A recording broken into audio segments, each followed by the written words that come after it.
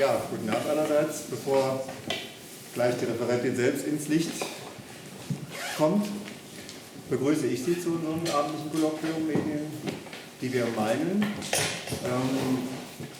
You will give your talk in English soon. Yes. I make the introduction in German still for a moment.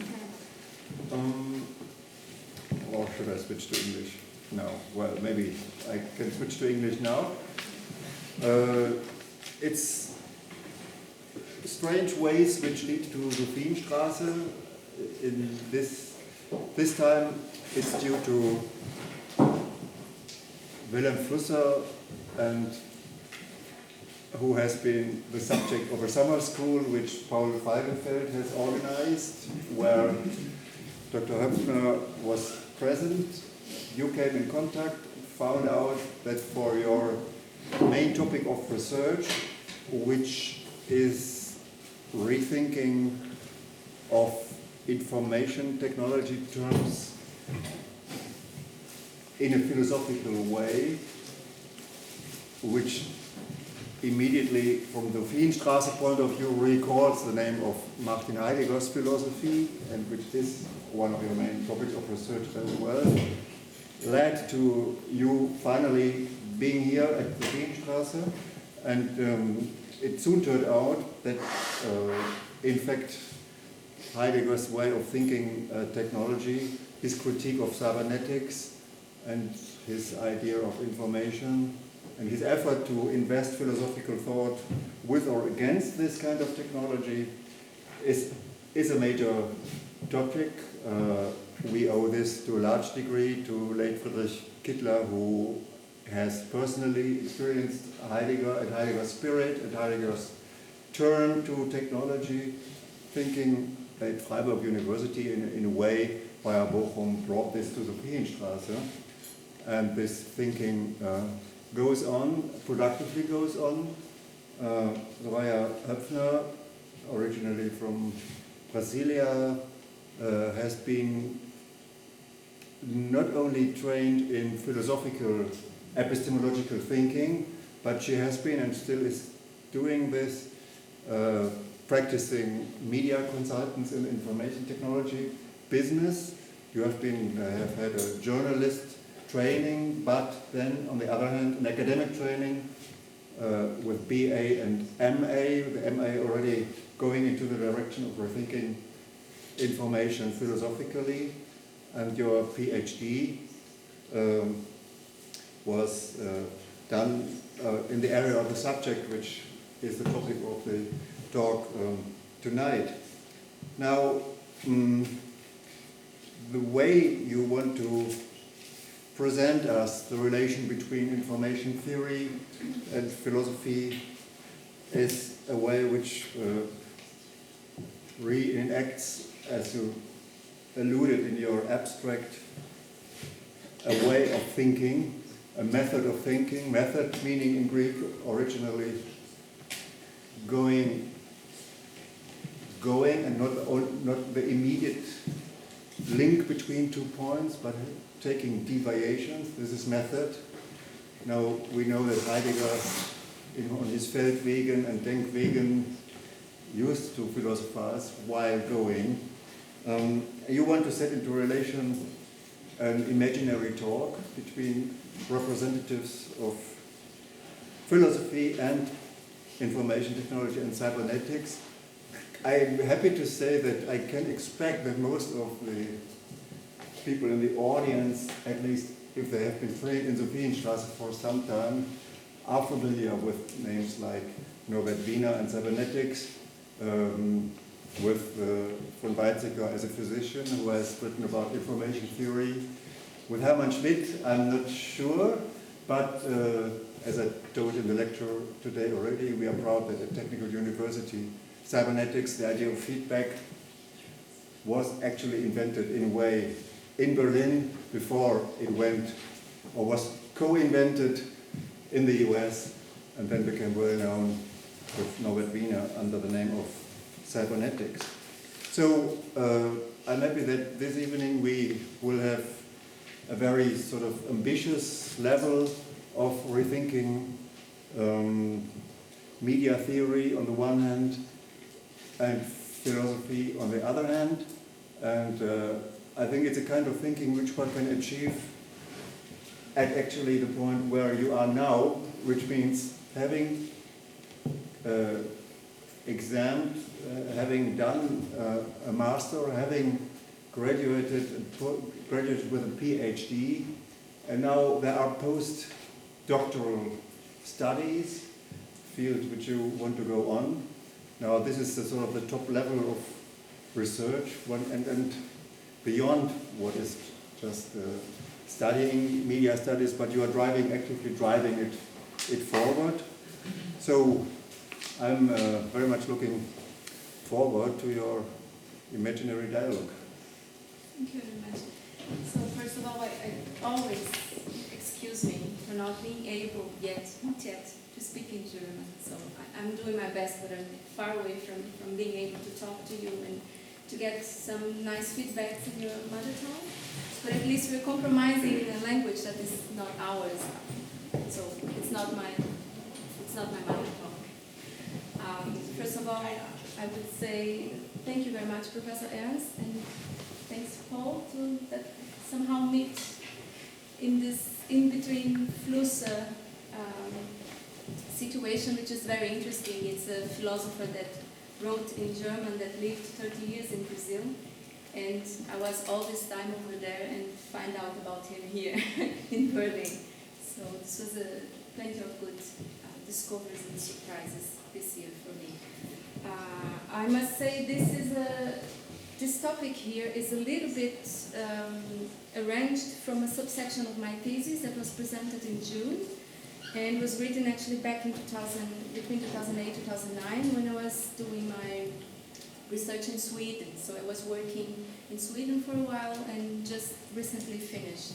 And the original project, which is called Philosophizing in the Era of Information, is about questioning, is it possible to do philosophical thinking nowadays? This was the big question. Then of course I was trying to make a point about how is that we still claim into philosophy, especially in phenomenology thinking, that we are able to think or mimetize what the great thinkers have done when we are in a kind of pattern when everything is about information in a way that everything must to have an utility and to be practical. And was more in the background of this discussion, I was trying to think the relation between science and philosophy. And of course, Heidegger was a very important contribution in the main topic. This imaginary dialogue, it's based on the conversation that is imagination of Heidegger. It's in English published as Counterpath, Conversations on the Counterpath. And I have here the title in the big title in German. And this is a very dear text and very unusual for Heidegger to write in an imaginative way. So it's imaginative dialogue. And based on this inspiration, so I will not talk about the Counterpaths conversations tonight, I decided to make an imaginary dialogue between Heidegger and three very important names for cybernetics. Perhaps Weizsäcker is the less important one, but he was directly dialoguing with Heidegger at the time, and they were exchanging points of view about cybernetics and science. And the second name, going backwards, is of course Norbert Wiener, that is considered the inventor, the father of cybernetics, and it was at least a couple of times quoted by Heidegger. So Heidegger was familiar with what he was writing at the time, although Wiener, as far as we know, did never reply publicly, at least. And the last known name is Hermann Schmidt, which was here at the time in Germany, conducting research towards the science of control. So, and between them, between Heidegger and Schmidt, it is not known any kind of contact. So Heidegger never quoted or never mentioned the research that was being done here at the same topic, and actually at least 8 years before Wiener's publications of his first book, Schmidt was already publishing about cybernetics, of course not with this name. And so the first is really not at all based on any evidence from both sides. So I always began making a very important point to me, which is what is in question, because as you all familiar with Heidegger knows, this famous and iconic text about the question of technology is, I guess, the most quoted one and the most read one, and the one that gets all the credits for the question of technology on Heidegger. And I always start by saying that what I do, what I'm interested in doing, is not philosophy of technology. And the biggest point is, in the question of technology, what is really the question for Heidegger? This is a debate that is going on in philosophy of technology, especially with names like Don Eider or Andrew Finberg. They're all very established philosophers of technology and very good on criticizing Heidegger to being an essentialist and to think about technology having an essence, that it does not change, and to be romantic and to be reactionary, and all the critiques that we all know. And the point is that we need to make a distinction that is, to me, very important, especially when we do an attempt to thinking philosophically, which is the difference between technical modes of being, which you can call technologies, and the mode of being technical, which it is good to try to think somehow in technicity. The term technicity is not mine, of course. It was used in a translation of the volume 66, Besinnung, Heidegger's volume, and it was translated in English as mindfulness, Besinnung, mindfulness. And the translators decided for not translate Technik as technology, but as technicity. And the point was very important, and exactly the point I made here, that you should think about the context of technology not as ways of being technical, but the very condition of the possibility of the being technical. And that's the second one, technicity, is what is questioned by Heidegger.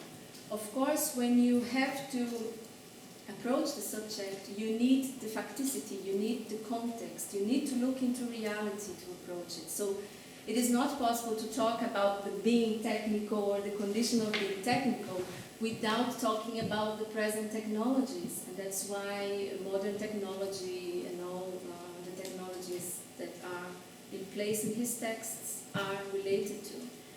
And the problem with the whole philosophy of technology, it's not good to generalize, but most of it, is to not make this distinction.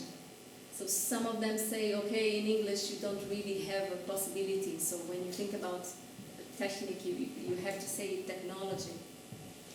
But the distinction, at least once Heidegger made himself, between, I guess in volume 77, if I'm not wrong, he uses both terms. He uses Technik and he uses Technologie.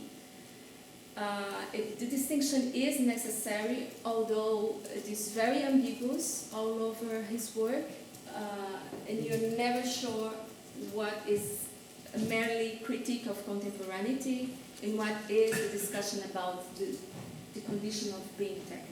This is to say that our focus here is on the second topic, definitely. Although, of course, you need to approach ways of how this manifests, the phenomena manifests, and then you can pick up whatever technology you want, the point will be the same. So in this sense, all the critique about essentialism and romanticism, it's relevant, but it does not interest to us, at least in my topic, in my research.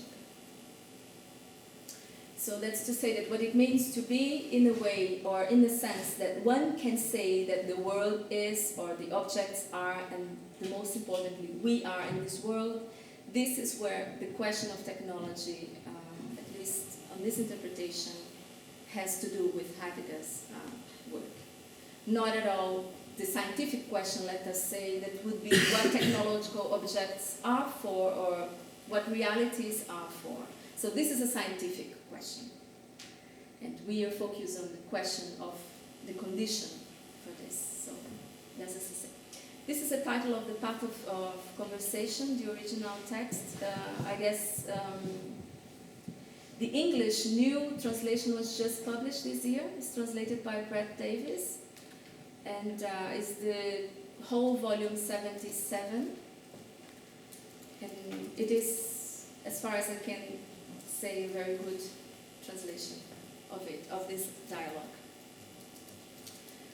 So we first start with Hermann Schmidt. I just introduced him, so I can go a bit forward.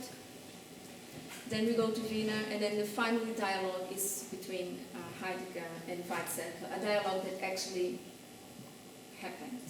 And the 3 points is to make a distinction between science and technology, and what is human and technicity, and the relation between language and human. This is our goal here. I start with this quotation. This is very scholar, but I find important because this is the first time that Heidegger actually quotes or cites literally cybernetics. This comes in the Über den Humanismus, the letter on humanism, published. The text is, as far as we know, from 49. And this is the first time that he actually mentions cybernetics in this context. I have the English version here, but you can, of course, follow the German one. So, at the time, of course, he was always directly quoting Wiener, or quoting or referring to the work of Wiener, but this was a question that was not only conducted by Heidegger, so he was not the only one interested in discussing cybernetics. And what he does, he makes in a seminar that is published in the name of Heraclitus, he starts the seminar of Heraclitus already talking about cybernetics. So this is a very challenging seminar. It is based on some of the Heraclitus fragments. And he decided to make a relation between this word, the Cybernetics, the Greek word that was an inspiration for Wiener to name cybernetics, and Heraclitus fragments, fragment 41 and fragment 64, where Heraclitus says something like, the lightning bolt governs everything that is. So this governs cybernetics, or Kubernetes, is the starting point, let us say, is the motto of the whole seminar on Heraclitus. And the background for this discussion was exactly to question the idea of control and to question how human existence approach things or get contact with things in a way that the approach is already a controlling mode. And this is to say that cybernetics brings nothing new. So going back to Heraclitus is a way of saying that cybernetics is an invention in historiographical terms, but it responds to, let us say, a very deep and old call, and it's a call of human existence. It's a way of being, and there is no other way of being. In this way, cybernetics, as governing, as the wish of the will of controlling, actually is a manifestation of what is already in play when human relates to beings. That is to say, it's a very privileged possibility to re-put the question of being in a new fashion, let us say, but it is basically, again, the same question. So what it means that things are, how do we relate with things, how we approach things, and in this sense, what is the meaning of being? So when you reach a point where science, as cybernetics, you're going to see here some of the Schmidt ideas, science pretends an absolute control of what is, in a way that what is not inside of this controlling mode does not even exist or cannot exist, then you reach a point which is very obvious. There is a question about this relation between human and what is, and this is the question of being. So, in this sense, I just would like to say that we can, of course, extract the question of technology on Heidegger and make this a point, but this is definitely not like a side note, and it's not like just an old man constrained by the modernity, by the new times. It is the same and old question of being renewed every time you have a new situation in a world that he's trying to observe. And that in this case, phenomenologically, there is no way of doing his philosophy if not looking, open up the window and look what is going on. So this is the inspiration. So cybernetics, in a way, plays no special role because it is totally related in this question. It's not a critique of contemporaneity only. It is part of the big project of questioning being. And in this sense, the whole philosophy of technology approach just misses to take this out of context and take the question of technology as a question apart of the whole and complete work.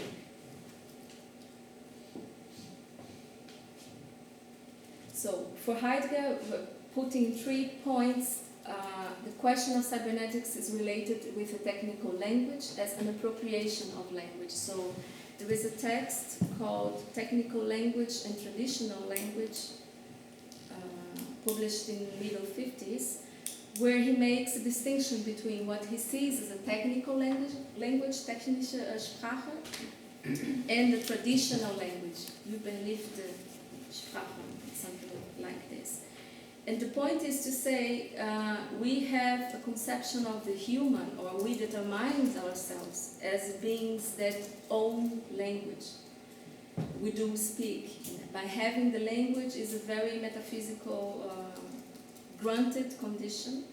We are humans. And what he questions is, with technical language as the language of cybernetics, so basically with information, we have a problem, which is how this language, which we think is owned by us, is invented, created, and it's domained, it belongs to our domain. How is that possible that this language actually overcomes and takes over our whole way of living? And for this, in Heidegger's text, it has to do with the problem in the conception of language, of thinking of language as technical in a sense that is a man product.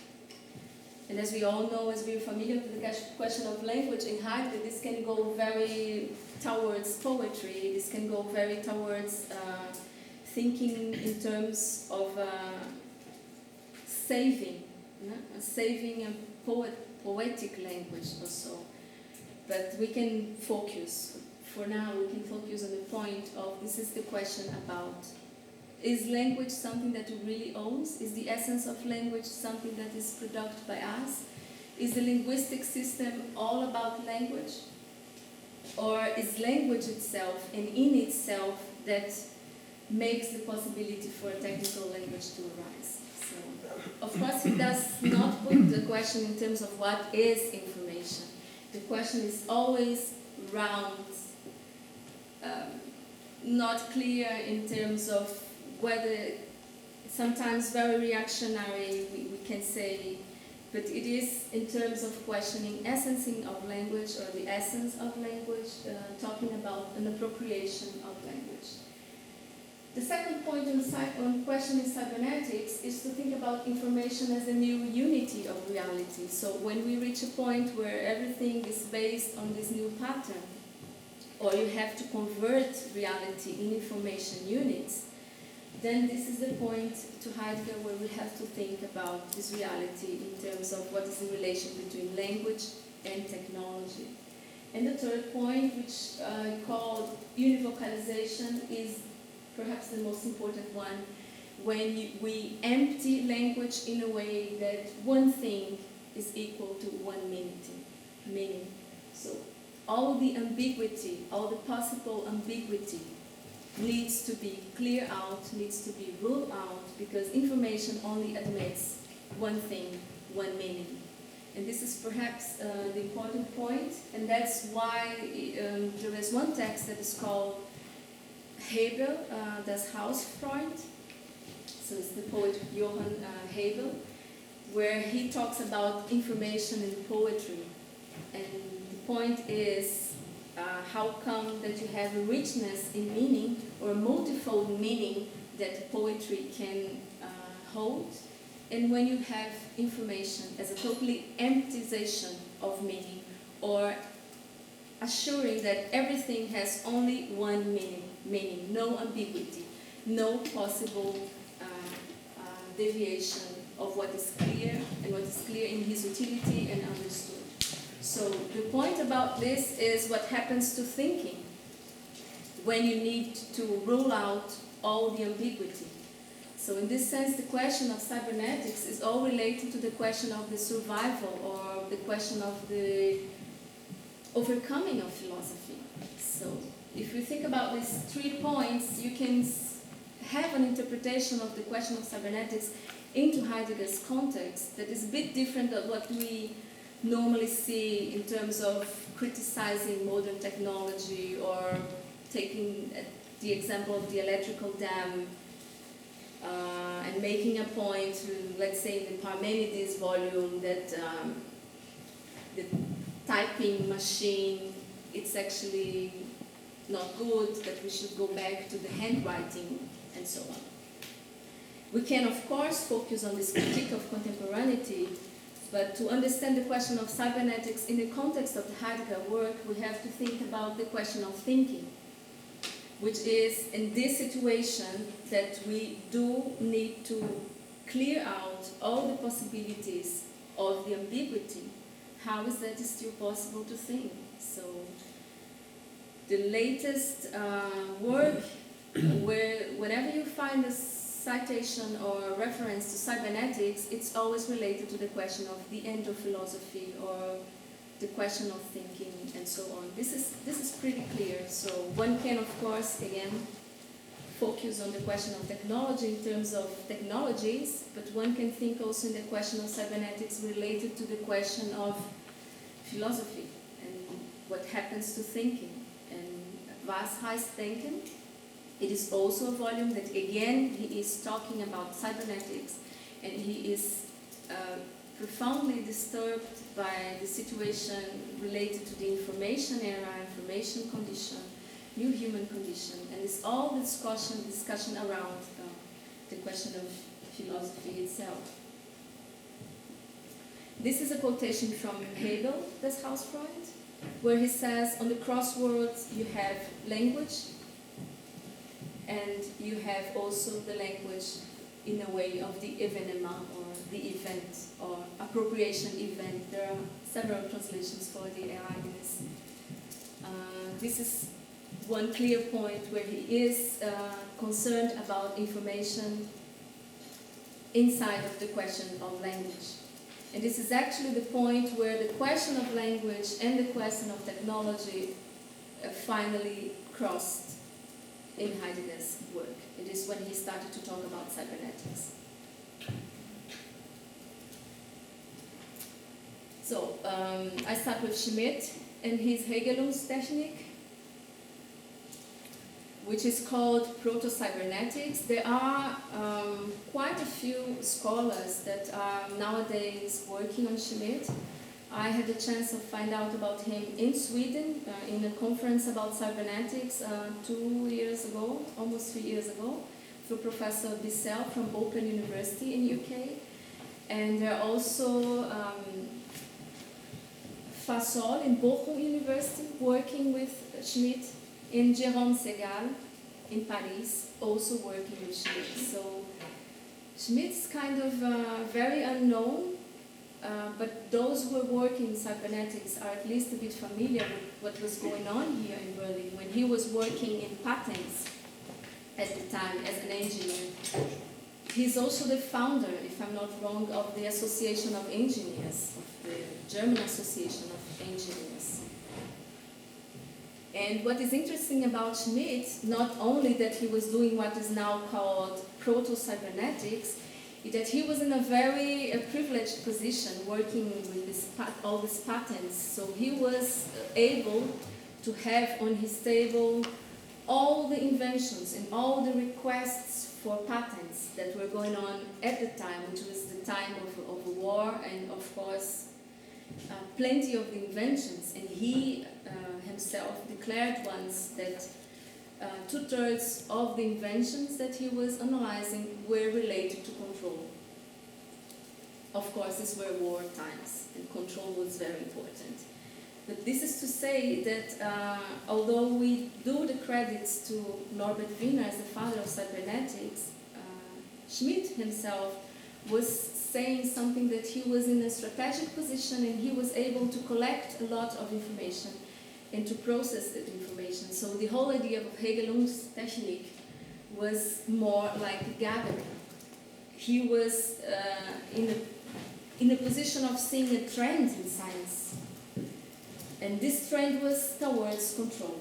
So what he was doing was actually putting all together, and he came up with this idea of a general idea of control, which is, in this quote, this is Dietmar Segal talking about him, that he franchises an important step as he identifies the enclosed character of the action system and the principle of negative reaction as essential traits of regulation. So that was what he was mainly doing. He was approving patents, he was working, of course, on his own theory, and Regelungstechnik is, in a sense, a collective composition of all the ideas of control that were going on in Germany back in 38, 39. So in Schmidt, the Regelungskunde or Regelungstechnik as a superior science allowing technical, biological, physiological and economical phenomena to be seen from the same perspective. So the whole idea was to have the possibility and the unique possibility of unifying all aspects of reality in one science. And this science was the theory of science of control, in a way that you convert all the principle and all the movements of being in a number, in a calcul that can be controlled, that can be predictable. So to Heidegger, this was equal to the dissolution of philosophy in specialized sciences. So cybernetics comes to replace philosophy. This, of course, this whole talk about the end of philosophy can sound very dramatic. The point was perhaps toward questioning the old assumption that we have between the distinction between science and technology, and between science and philosophy. So in his consideration about the solution of philosophy, of the end of philosophy, of cybernetics replacing philosophy, it's actually you can see in a bad side and you can see in the good side as a possibility of unification. And we're going to talk about this, what is in terms of unification a bit further.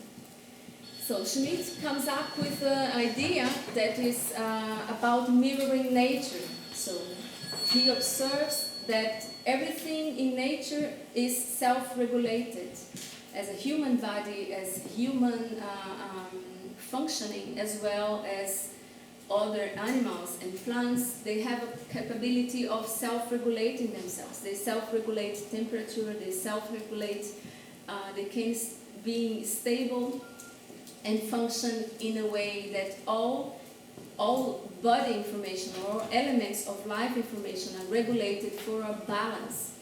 And the search for balance is the principle of his idea of proto-cybernetics. And the important thing is, of course, what is a character of immutability. So there's a German term he uses, which means to be able to find a balance in all impossible ways of being. So that's the principle applied towards controlling missile and towards artificial intelligence in the beginning. And for him, the question of controlling and the question of self-regulating is equal to the fundamental question of technology, and he actually uses this.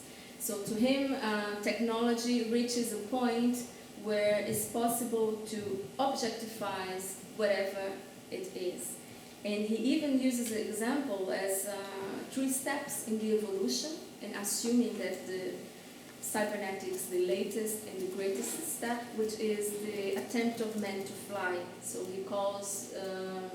he makes an example that Icarus, for instance, had only the mechanical wings as a technical object, but the will and the power for flying were completely subjective, and therefore he did not succeed. And then you come to the first engineers, where you have the power and the machine itself as objectives, but you still have a man conducting the plane, and this is of course subjective. And when you come to a missile that is controlled, totally controlled by cybernetics, then you reach the perfectness of objectification.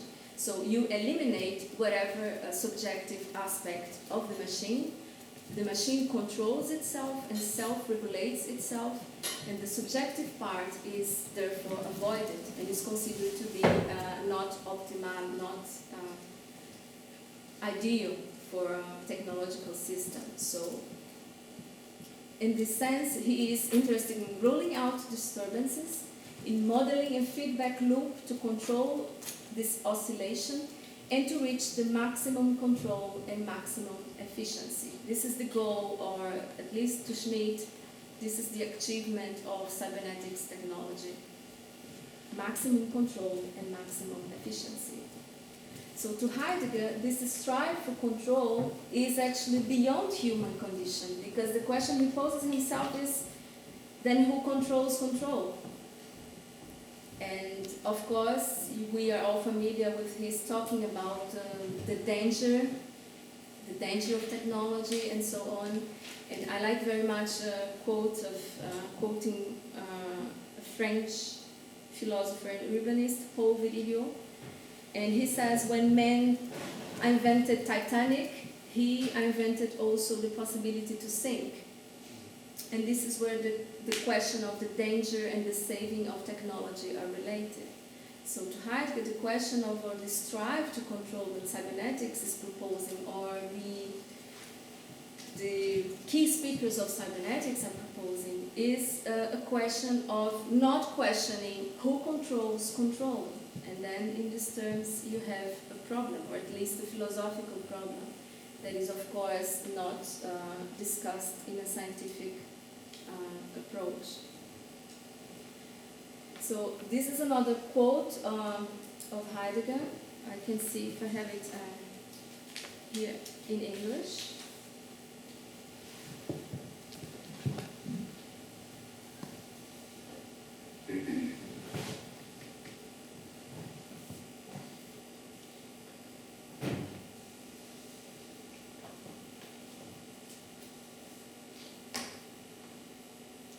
And I choose this quote,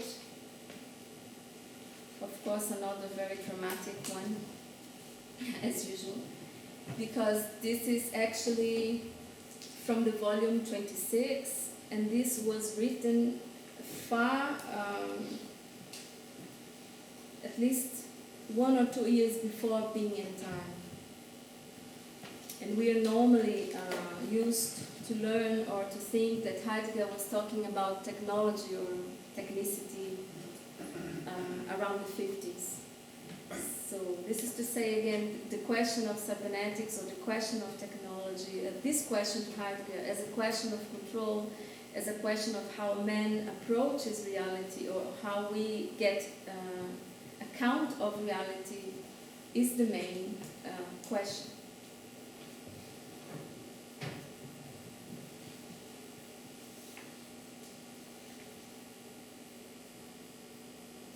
So back to Schmidt, we have two important terms that was very interesting when I was reading his work, and being already familiar with Heidegger's work, is a very common to find the same terminology used in a very opposite way. So Schmidt, for instance, talks about the completion of technology. When he says that technology evolution reaches its completion, he's talking about die Vollendung der Technik.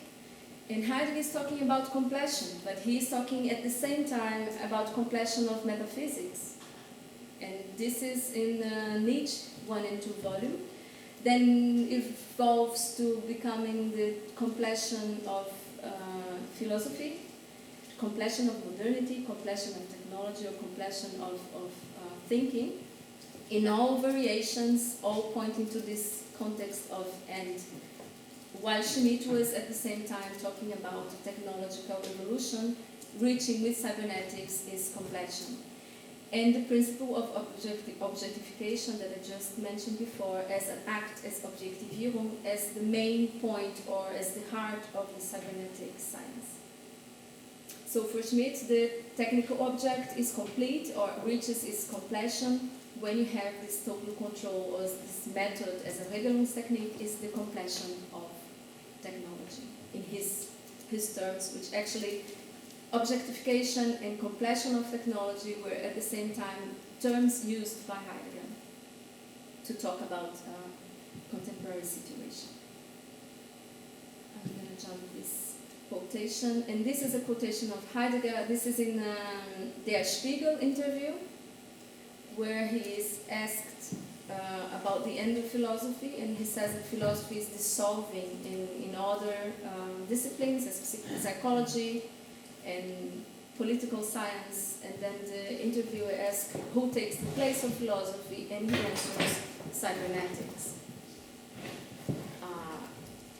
So as we already discussed this here, of course we normally extract this passage, or we focus on a very reactionary tone of this statement, but as we can see in the project of Schmidt, in the project of the cybernetic names you're going to see here, this is very related to the question of thinking itself.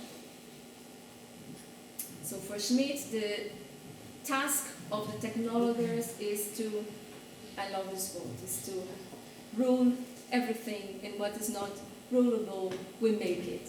So this is very powerful, and this is the heart of the cybernetics idea. And as for Heidegger, it becomes at the same period of time the question of the task. What is the task of thinking? The text is called The End of Philosophy in the Task of Thinking. So in this sense, again, I'm being repetitive, but it's very good to emphasize that cybernetics is not a distinctive critique of contemporaneity. It's definitely a question of thinking and a question of how philosophy is possible in the context of information of cybernetic era. We jump to Wiener, and the main quote of Wiener, which is actually cited by Heidegger, is "Man is information."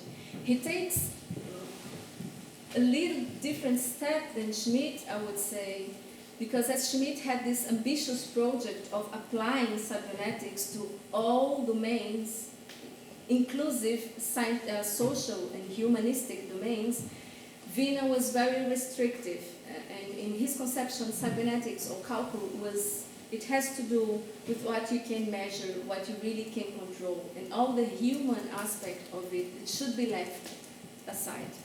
So for Heidegger, if the scientific way of thinking determines the concept of the human being, and if he is researched according to the feedback model, as is now happening in cybernetics, the destruction of the human being is complete. Again, it's a very dramatic quote, and this appears in the Solikon seminars, which is a seminar he held and was devoted to discussing of desire analysis and psychology audience, so it was not at all a philosophical audience. And again, it's a seminar where he is talking a lot about information, the whole seminar. And this is the most occasions where he's quoting Wiener. So to Wiener, one definition of man was through the calcul that makes man informed, as this binary code, as we all know. And to Heidegger, this is equal to destruction of course, it's the destruction of a determination of human beings. So it's not the destruction of human being literally. So to Wiener, in a control and communication, we are always fighting nature's tendency to degrade the organized and to destroy the meaningful. The tendency, as Gibbs Willard has shown us, for entropy to increase. So while Schmidt is seeing nature as inspiration in terms of self-regulating bodies, Wiener is saying that everything in nature tends to decay, so tends to entropy.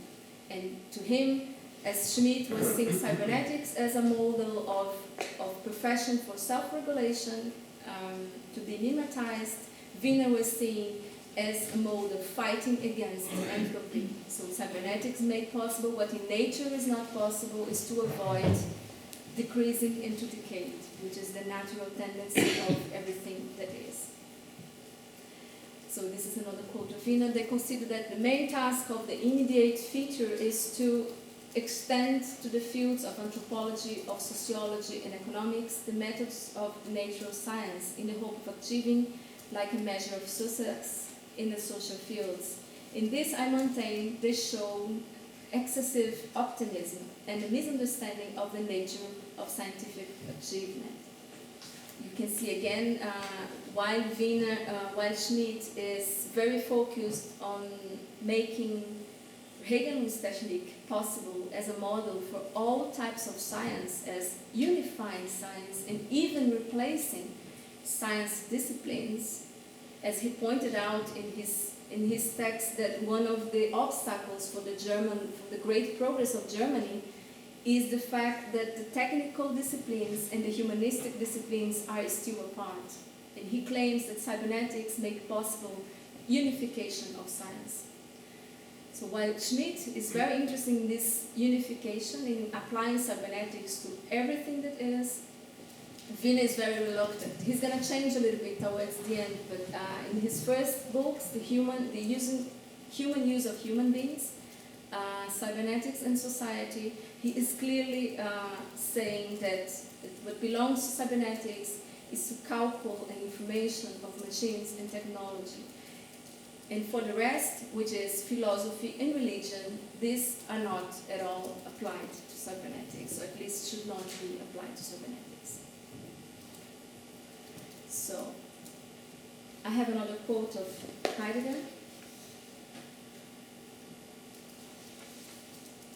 about the same question.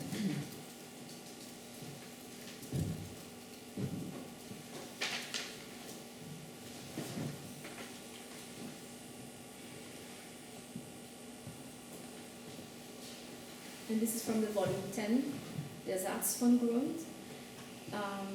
Again, he is talking liberally about information. In this volume, he also makes a very interesting comment. He says that we should think information with an American accent. So he is clearly all the time referring to Wiener's achievements in US. And Wiener says that perhaps the powers of the age of the machine are not truly supernatural, but at least they seem beyond the ordinary course of nature to the man in the street. Wiener wrote towards the end of his publishing works, he published a very interesting book. It's called God und Golem and Co. And it's a very it's philosophical, but it's very religious book. In his book, he is actually contemplating the situation that started back in the 50s with cybernetics, and he uses the figure of the golem, the Jewish figure of the golem, to, of course, talk about the implications when man tries to control everything. And he is clearly worried, or at least sensitive to the question of controlling, in the sense that man is going to be always below and not possible to beat God, and there are things of God that should be respected as, and cybernetics and science does not concern with. So this book is very interesting. The golem itself, it's very interesting in approach for thinking cybernetics in this terms. And cybernetics, of course, is nothing if it is not mathematical, if it's not in essence and impossible. So he is clearly ruling out the possibility of the use of cybernetics in social life, in social science, and so on, Of course, nowadays we know his guess was wrong. We are completely possessed by the informational pattern, in a sense, in a good sense, in a bad sense. But definitely, the cybernetics principle, as Heidegger was predicting, of course, took over all domains. The interesting thing is that his conception of mathematical is very, of course, scientific. It's mathematical related to number and related to calculus. But then I searched for this quote because the mathematical for Heidegger actually means the principle of the way humans are, the way we approach things. So it has little to do with numbers and to calculus, but it has to do with the way we approach things. And this is, to put out another misconception, this is not something that, for instance, we all moderns have, and the Greeks did not because they had a special inspiration. Actually, this is something that starts with the Greeks. This decade or this process, the cybernetics process of controlling, it starts very right back when we are already approaching things in a metaphysical way. So what Wiener actually rules out, saying that when it's not mathematical, it's not cybernetical, actually for Heidegger becomes everything is mathematical in these terms. Everything belongs to this mathematical in terms of the principle of controlling and calculating everything that is. So the question is between what is the nature of language and what is the essence of language. So the whole discussion with Wiener and quoting Wiener was all in terms of putting in question the essence of language in terms of how language becomes, as information, a technique or a technology for control. And that has to do something about the essence of language, otherwise it would not be possible for language or for information to overcome or to overwhelm us. So then for Heidegger, this process of unrestrained technological objectification naturally also affects language itself and its determination. Language is deformed into an instrument of reportage and calculable information. It is treated like a manipulable object to which our manner of thinking must conform. Then we jump for the last of our dialogues, it was Weizsäcker, and actually was a real dialogue. Weizsäcker was visiting Heidegger's hut many times, and they were discussing together in his hut in Tottenberg and also in events about language. Of course, in different sides of stage. So Weizsäcker was very interested in defining information in a scientific approach, while Heidegger was, of course, pursuing the question of the essence of language. And there was one event that was held in Bayern, Akademie der Kunst, or the Fine Arts Academy of Bayern, where they both presented each one a text. Heidegger's text is published in the Wesen von Sprache, the essence, the way to language, it's translated as the way to language.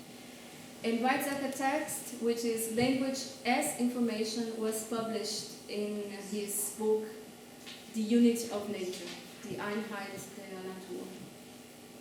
So this is a real dialogue. They both presented in this event a text related to information. And Weizsäcker was very pragmatic, of course, and very scientific. He was not interested in discussing any essence whatsoever that language might have, but discussing the utility of a linguistic system. And that only inside of this linguistic system one can talk about information. So clearly not in this term philosophical. Although he has one text that is called The Philosophical Problem of Cybernetics, but of course to him the philosophical aspect was a moral aspect. Cybernetics is a good thing. Are we evolving as human? The ethical and moral implications of cybernetics. So his philosophical aspect is clearly not a phenomenological approach. So for him, what is important is to talk about form and structure in a way that, again, just as Schmidt, all the ambiguity is ruled out. So what is important is in linguistic character and the university, the uniqueness, the non-ambiguity of a unity of information. And in this sense, communication is the principle of cybernetics and is the principle of information, because the point is to be able to communicate. So for instance, he talks about the information between genes in the human organism, or the information that the machine can carry, and as the goal is the utility, practical aspect of communicating, information actually has a principle that is the principle of communication. So this is another quote of him to say, I find interesting because he's talking about Heraclite, and he says that not all forms of language are information, because information exactly belongs to the Eindeutigkeit, the uniqueness, the university. And then he says that Heraclitus saying, which is very famous one, that the war is the father of all things. He says this is not information, because it is not possible to clear out in a univocal way what father and what war is in this phrase. And I guess this has a lot to do with the fact that he was in contact and he was discussing philosophy a lot with Heidegger, because exactly this is the point when we think about what philosophy of technology does, is to ignore that the scientific approach to a question is a very specific method of approaching. You have an object, you have a perspective. That is not the philosophical perspective. So it's like trying to measure two things with one rule. And Weizsäcker was at least very sensitive to say, okay, we're going to discuss here about information and the nature of information, but this does not mean that we can use this measurement or this rule of information to think about all types of thinking. There are other types of thinking that are outside the information range.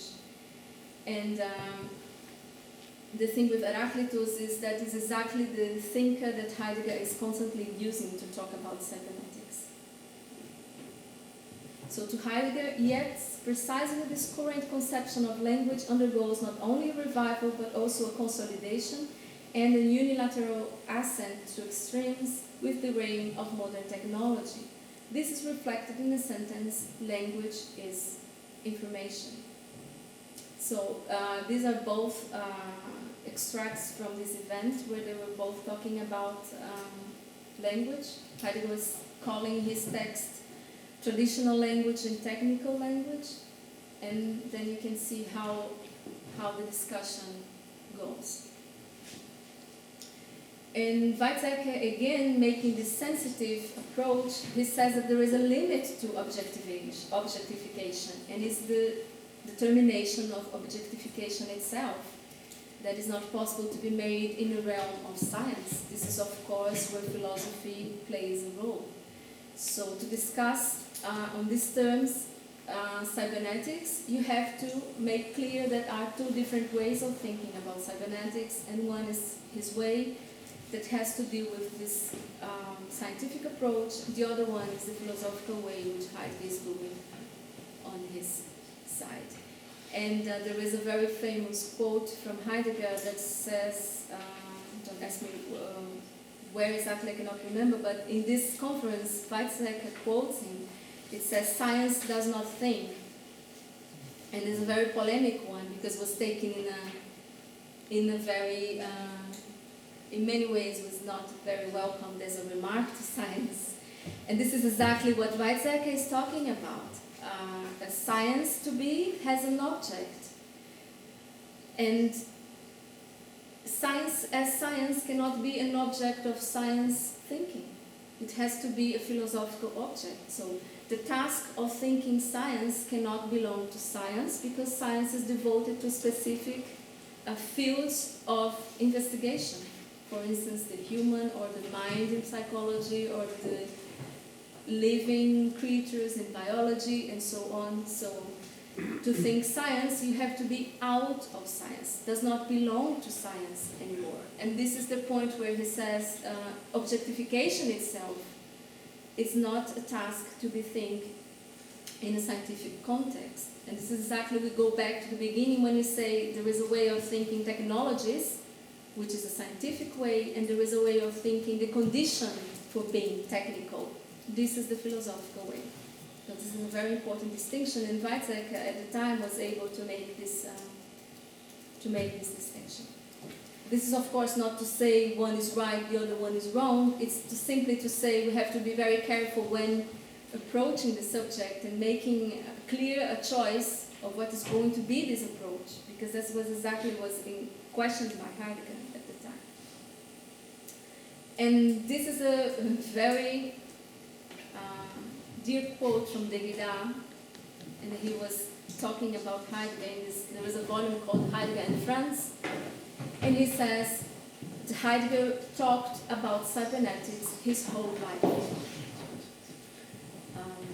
In this text, he's saying that actually he had no other subject but cybernetics. And then you have to, of course, understand what cybernetics means to understand what Heidegger, what Derrida is talking about. And then you probably, the ones who got a quick look in the abstract, I mentioned the Ἀγχιβασιη, which is a fragment from Heraclitus, used by Heidegger in the conversations of the counterpart. And this one is very fragmentary because it's only this word. This is what remains from the fragment, is this only word. And Heidegger translated as in the nähe. It's translated in English as towards nearness. And the point about is, in both dialogues where Heidegger is playing three roles, as a scientist, a guide, and a scholar, engaged in a conversation, and they're talking about the essence of technology and so on, is this word comes towards the end of the conversation. And he said, there was a word coming to my mind. It's a very old word. It's a word from Heraclitus, Ἀγχιβασιη. And then they discussed about the meaning, what it means. Of course, the scientist in the text is always very reluctant. He likes to have clear, undoubtful answers. He's always questioning the meaning. But in the end, he comes up with this, the in the nähe game. And to me, this is the point when we think about cybernetics in Heidegger's work, is to think about the question of how we approach. So the English word somehow preserves this idea that is behind this. As an approach is how we get close, in how we actually perceive, in a way, as a subject that owns objects around us. But it's exactly in this sense that Heidegger is talking about technology. That this approach makes a ways of knowing, the way we access things, or the way things come to us. It is always already in a technical way, and that there is no other possible way. In this sense, there is nothing to do with instruments. In this sense, there is nothing to do with mechanical or machines whatsoever. But it has to do of a way of being in terms of way of seeing, perceiving, grasping, approaching things. In this approach, the word approach gets a bit of the Latin of getting closer, proximity. This is the way we get acquainted of reality. So the background, the very, very background of the question of cybernetics, in this context, it is the question of human being in terms of what the meaning of being is. So just to reflect upon the ones that had the chance of read the dialogue, when he's discussing again techne, the essence and so on, you get clearly this explanation. And of course, when you're restricted to read the question of technology text itself, you lose a bit of the track because it's focused on modern technologies, on the electrical dam and so on, and you're not able to see the extent where this question is actually more profound and more related. When I proposed this conversation about cybernetics, I had a second proposal that was to talk about how we can discuss this question today.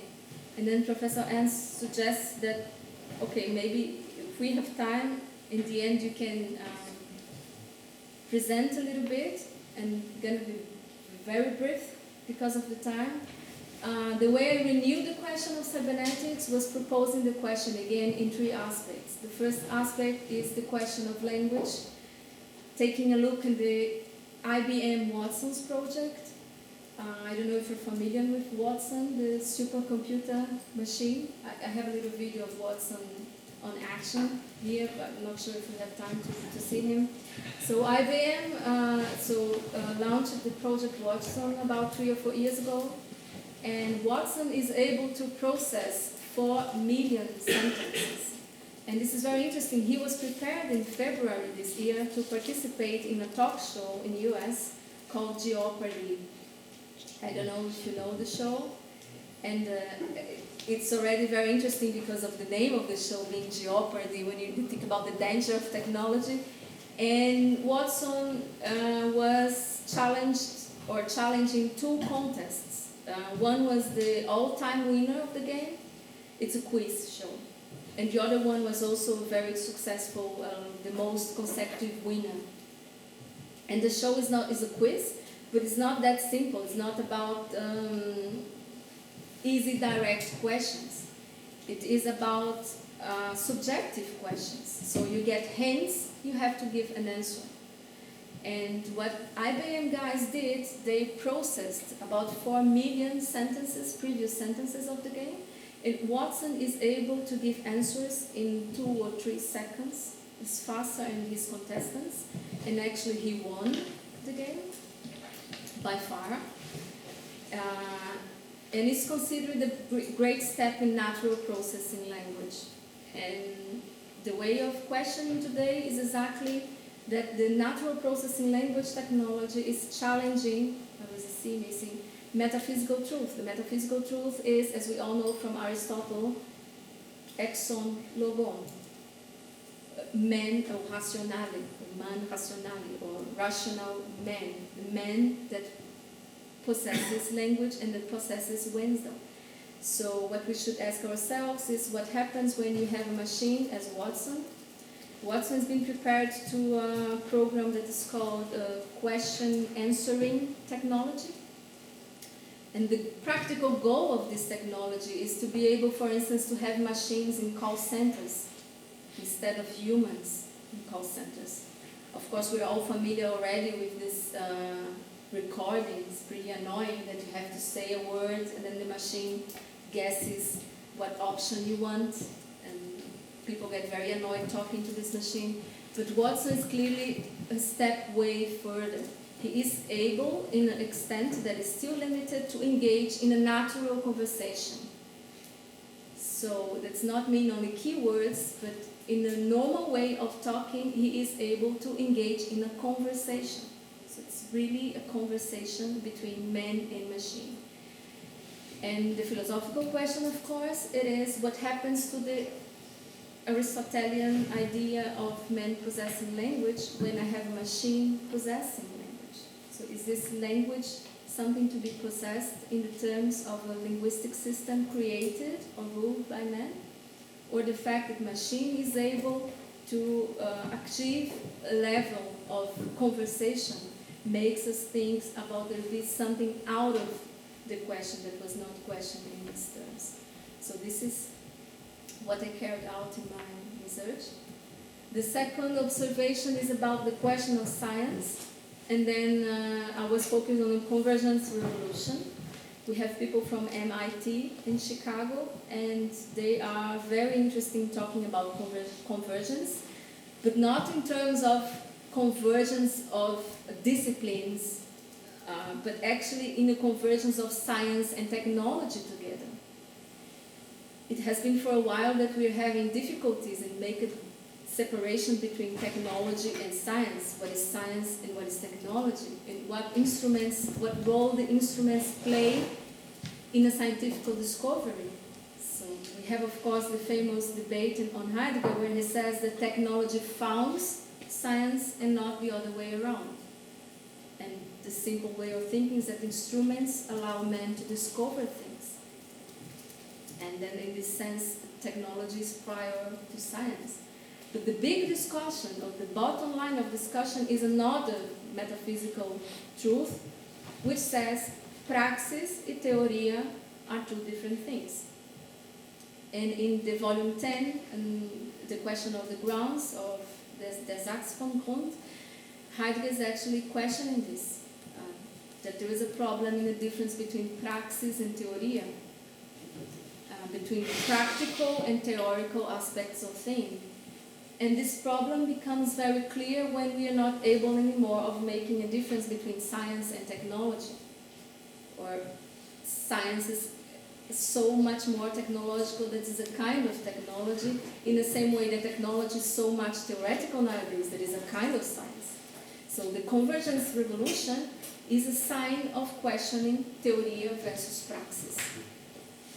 And the third and last point, to close, is the question of beings, language as a technical object. There is another metaphysical truth, which is physis versus techne. So the things of nature, of the things created by man, and nature itself. And the programming language challenges this metaphysical truth in terms of challenging causality. So in my thesis, I was taking the example of Go. Go is a programming language created by Google in 2009. It was actually run since 2010. And the problem with Go language is that it has no finality in the sense that we are used to have. So the guys, they create pieces of code, they publish these pieces of code, and these pieces of code itself, the creator has no intention. So then you have a problem with the idea of the causality of objects, because we learned that objects have an utility. This is a bit different than saying that you can have an object, like a pen, and you can be creative about it. So it was invented to write, but I may use for something else. The problem with Go language is that it is really with no end meaning. It's only media, no finality. So in this sense, the programming language as a technical object puts a very interesting question about the relation between physis and technique. This was the last part. And Bruno Latour, I don't know if you're familiar with him, has a very interesting point about this causality question. The same question in the text, Heidegger's text, Question of Technology, when he's explaining Aristotle causality steps. And it is very interesting to see how this condition of creating something that I don't know exactly what is going to be used to, challenge us to think, are we really in the process of creating an object? Are objects a creation of us? It's the same question of, in a extent, it's the same question of art. And it's a question that also Heidegger poses as the origin of the artwork. How come that art is creation by man? So there is a problem in the movement of being of this object, of the art object, that is questioned by him.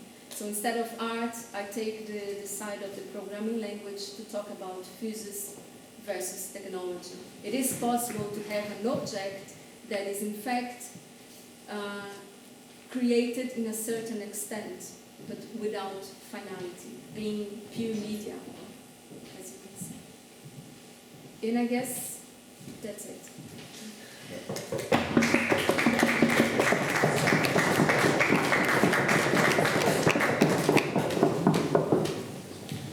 Yeah, thank you very much. I didn't want to stop you. It was a long talk, very fundamental talk, but very, very deep and very interesting. So, although we don't have much time for discussion now, but I think it was worth to let you finish your argument, which you carried up to the present, not just left it as a historical reconstruction of an epistemological situation in the 50s or 60s. May I say, if Heidegger had accepted the call to this university, he would certainly have met Hermann Schmidt in Berlin, in some cafe at least. They would have been maybe in a real conversation. Now, Heidegger, if he had lived long and had come to Berlin, he might have seen that we are programming here in assembler, which is technical language pure. At the same time, he would hear how we talk about and reflect about media. That would have maybe let him stay for a moment and listen. And now you come, have reconstructed this constellation, put it to the present, and may I, because I don't want to talk too much, although I have a lot to talk, and afterwards, for everybody interested, we can go for the informal drink and talk further with you. But in your PhD summary, you say, by bringing into light the apparent emptiness of our current technological situation. Now, your personal view, since you deeply reflect those points of view and you know them, you're actively consulting on technology companies now. Do you say, now we are living in this emptied language, or do you say, now maybe the language of informatics has created its own physics suddenly? That's my first immediate reaction to ask you this. What is your point? You have analyzed brilliantly the discourses, you know, you have pushed it to the present. Do you say we are living in this emptied language situation? Yeah, the empty thing, it's very interesting. I make it short, but I had a very nice thinking about this, was actually reading one little poem from Hölderlin, where he says, when the signs come to zero, and he actually is writing zero, when the signs come to zero, this is a time for saving, something like that. I mean, very not literally quoting. And he repeats again, when signs come to zero, in a sense, this emptization or coming to empty does not mean, in a sense, the annihilation, but let's not say bad or good. It means that we come to a point of all metaphysical truths are to be questioned. And all these values are to be questioned. So we get an empty point or a 0 point. And for Heidegger means a transformation.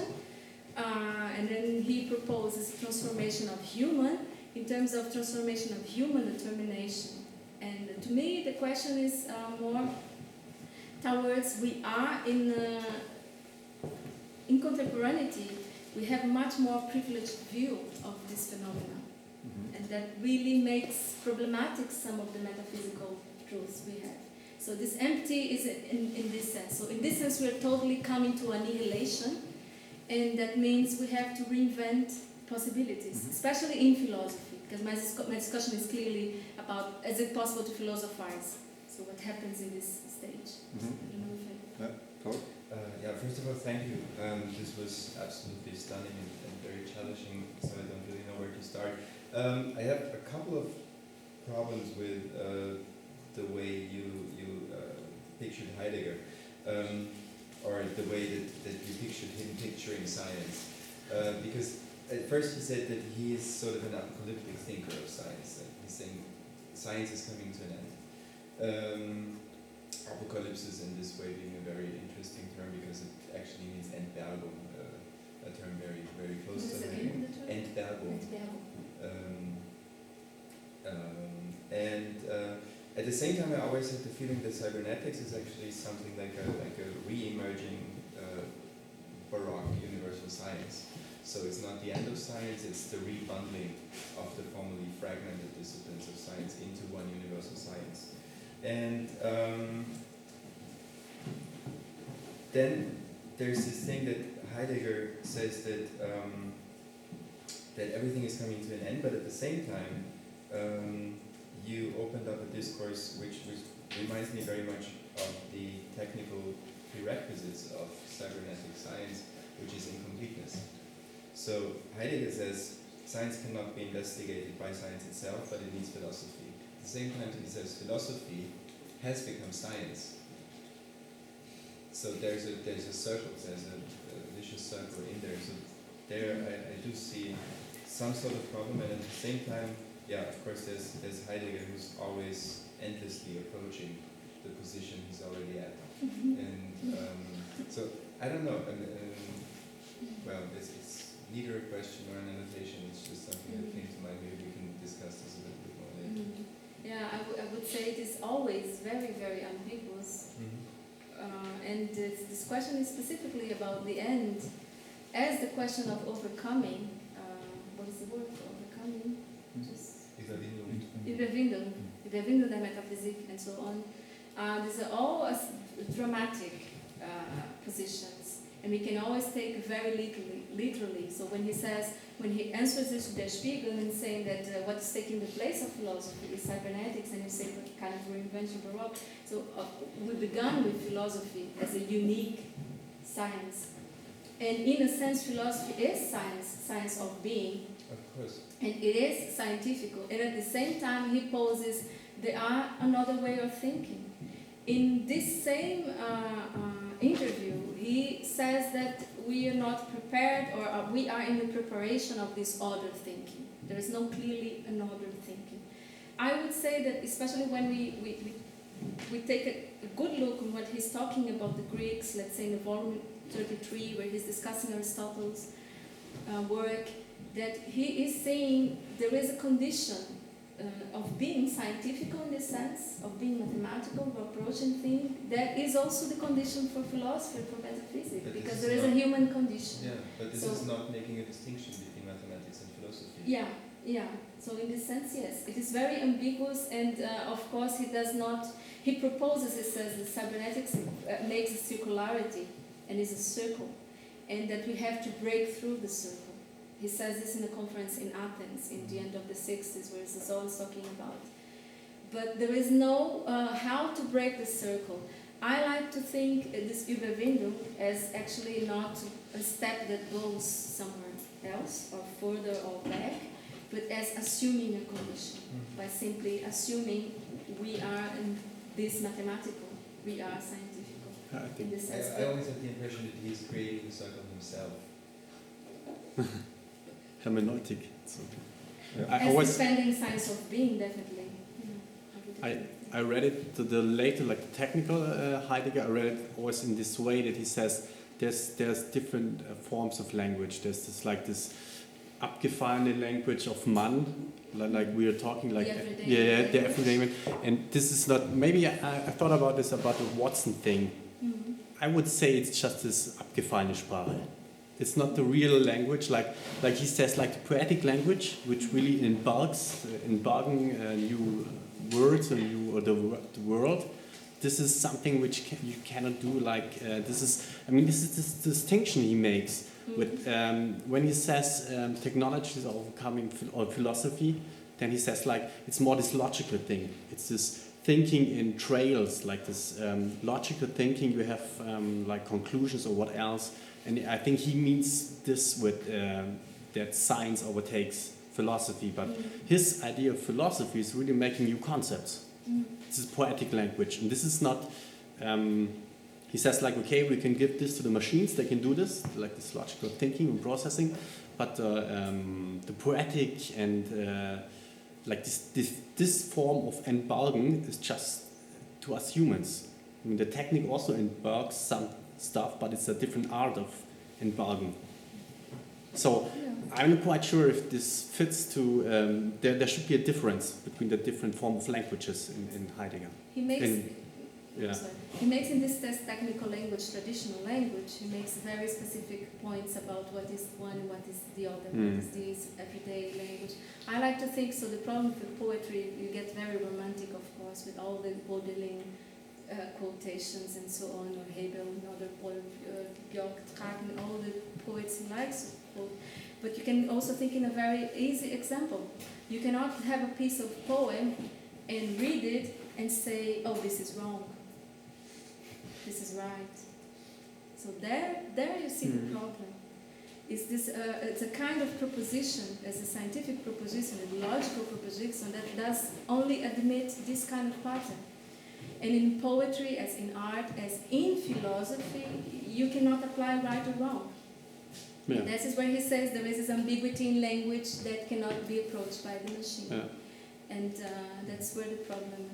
But this problem then at the same time was being considered by mathematicians and even by information people, Gotthard Günther with his multi-value logic, or the information aesthetics, the stochastic theory in mathematics. They all deal with uncertainties, and in a way, now we are living in an epoch where exactly this machinic language masters things like fuzziness, uncertainties. Computer architecture is progressing towards ways of not reducing anything to the binary logic only. So, I see much more potential, which I wonder if Heidegger read these texts as well. I know how most people read Wiener. They read his Cybernetics, they read God and Golem, which is the common language version of Cybernetics. Then it's reduced to feedback and simple ideas like that. But his own biography says, I'm a mathematician. And then you are suddenly faced with the most poetical mathematical calculi which have been developed. And it's not only Wiener, it's the information theory. Even Shannon who playfully created poems. There is so much poetry in the terms of knowledge generation in his mathematical analysis. And I always wonder if Heidegger cared to read these texts as if they were philosophy. It was in a discussion with Wolfgang Hagen where he said John von Neumann, who is one of the extreme masterminds for the 20th century, he never wrote a single text which has something like a philosophical or everyday topic. He was always hardcore mathematician, but he was the most philosophical of all. So maybe it's not looking for philosophy in when it's termed philosophy, but maybe the new philosophy is in this zero state which you describe. I say this because in a way I have, as a media theoretician, I want to defend instinctively against Heidegger the philosophical potential and the poetical potential which has been in the media development of technology, techne and logos, in the 20th century. But still, to learn thinking about it, I owe this to Heidegger. So what I see is that we have to learn, we can still learn how to think about technology, put the right questions. You started like this, putting the question. This is a philosophical art, which we still learn from philosophy and from Heidegger, but the answers might be different. The answers might be quite different.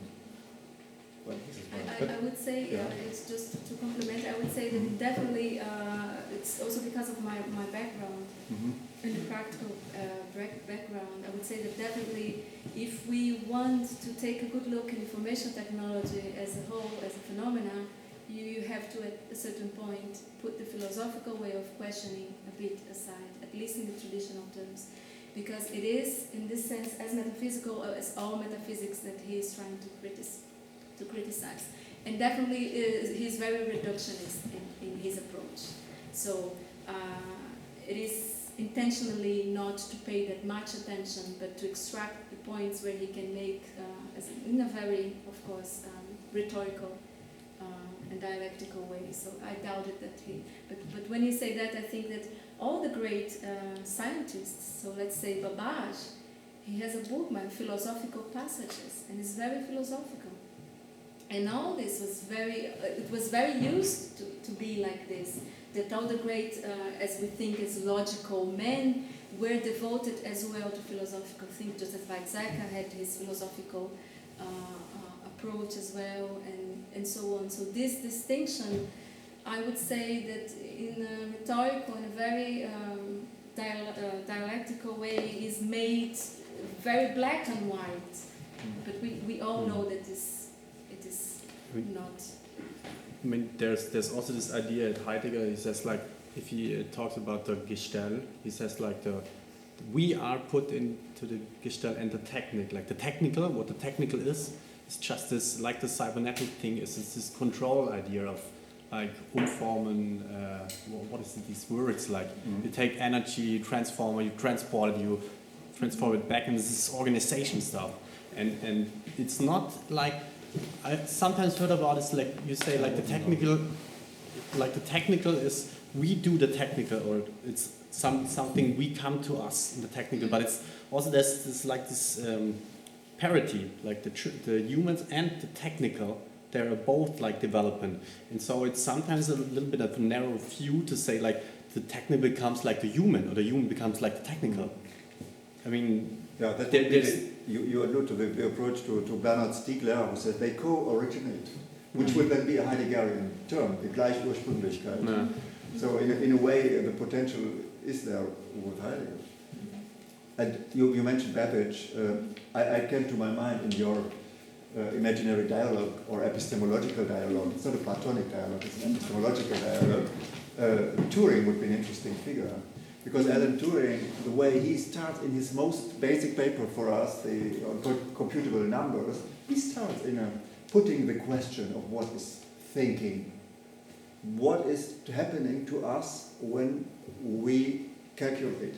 When we think mathematically, we are in a machine state ourselves. But this is nothing extra human. So there is no sort of distinction. He starts with that. I wonder if there was any evidence that Heidegger ever approached this sort of the algorithmic recursive algorithms and things like that. All those, these are, although he studied mathematics as a young student. Yes, and the thesis, how do you call it, the first work was based on languages. Yes. Very mathematical. Sometimes I wish Heidegger had still read the mathematical journals of his time, because I think his mathematics weren't good enough. Yeah, I'm afraid, yes. So, and maybe our situation is that we are obliged even to rethink, to put questions in other ways, like Heidegger does it when he says technology. No, what das Wesen des Technischen ist nichts Technisches. This is such a radical way of rethinking technology, which is our way of we do media theory. This is the way how we have to do it. But while at the same time facing the reality that those algorithms have succeeded in a way which cannot be reduced to pure mechanistic thinking. So sometimes I get the impression that thinking in the best tradition of Heidegger would be turn his answers against themselves. So still learn to think from Heidegger, but learn to give other answers. There is a professor that's actually right now in Cairo, Graham Harman, and he has a very interesting, he calls speculative realism. Mm-hmm. And he has a very interesting approach about objects and about metaphysics, and he says the problem with Heidegger is not the question itself, it's the monotony of the question. Mm-hmm. And he is strongly defending a new metaphysics. And this sense is the good start point exactly when you know where it ends and where you should leave it there and where you should go a step further if you really want to understand. One point is exactly this physis technique differentiation, that we assume technical objects or technical things or technology itself is something non-human. Either we assume it's non-human as the impact of technology of something like a meteor is coming, hitting us, outside of us, or it's totally us. So this definition is needed to be challenged. And of course, as Hermann points out, for instance, in Heidegger, the problem about in being in time already, the instrument is this zu, the being for of the instrument. It's very problematic because you assume that the instrument are totally in the dependence of the human being as a creator, as a manipulator of this object. And he is or Latour, for instance, very interested in this thing.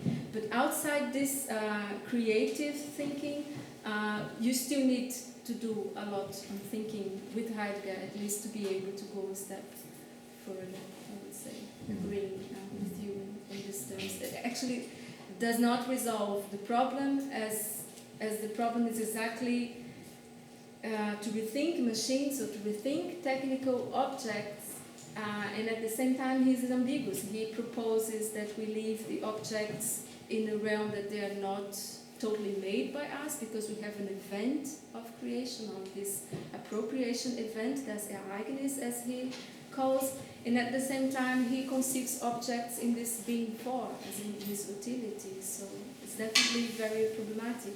And I guess for media it's even more challenging, because it's definitely not possible in this context to really approach media and to do phenomenology of media. And you have at one point you have to discompromise, let's say uncompromise with Heidegger and move on. So, in the end, we might even ask if the language of media is English or not, because that's very much Heideggerian question. He would probably have said, this is a stupid sentence, but something like, we cannot think technology in English because it's an instrumental language. But this is another deep problem, because the reality of technology is English. So we have to translate terms. I think you did a marvelous job so far in thinking, rethinking Heidegger.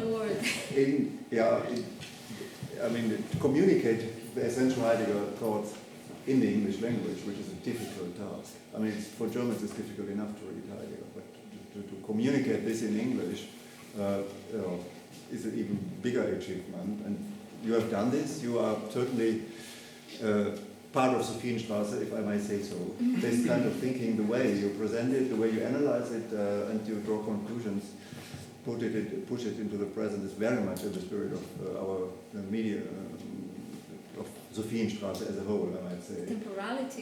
Temporality aspect, which we could not touch today, but which is very important as well. So this is certainly, I would say, to be continued, and we will find ways how we can do that. To be continued immediately for, where do we go to? Sophieneck. We can sit informally at the Sophieneck table and continue immediately. So thank you very much for a very deep. Thank you all. Thank you for your patience.